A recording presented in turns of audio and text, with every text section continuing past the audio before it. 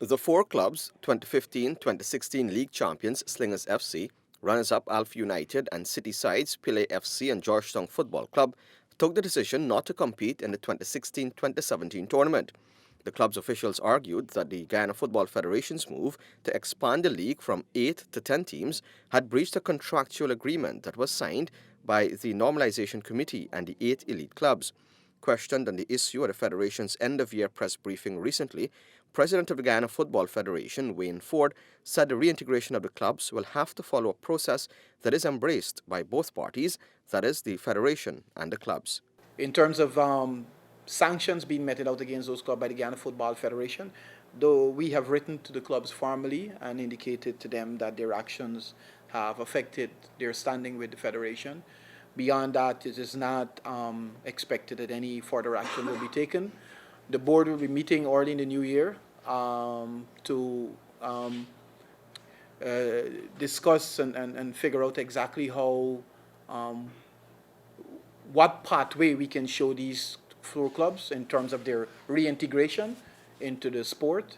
But again, it takes, in any resolution, you need to have a willingness on both sides.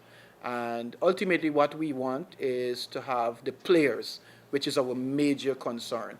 There are too many players being denied the opportunity to play football, and it certainly doesn't help them. It doesn't help Guyana because some of our best players are within those teams. So we are going to be identifying a course of action that we think is necessary for the reintegration at whatever level they need to return at. By finishing as the top two clubs in the last Elite League, Slingers FC and Alpha United earned the right to compete in the 2017 CONCACAF Club Championship, but Forde indicated that their participation is solely dependent on the regional body, CONCACAF, since the tournament is not one that falls under the GFF.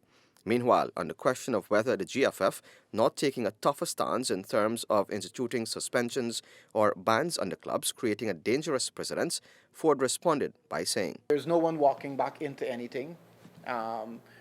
Ultimately, we need to show these clubs a path to reintegrate themselves into national football at whatever level the path will lead them to. Now, in terms of when you refer to sanction, you probably reference in specific things like ban, suspension, and all of that. There are other measures that are not necessarily bans and suspension.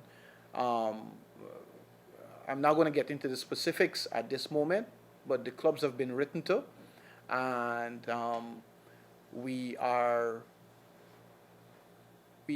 awaiting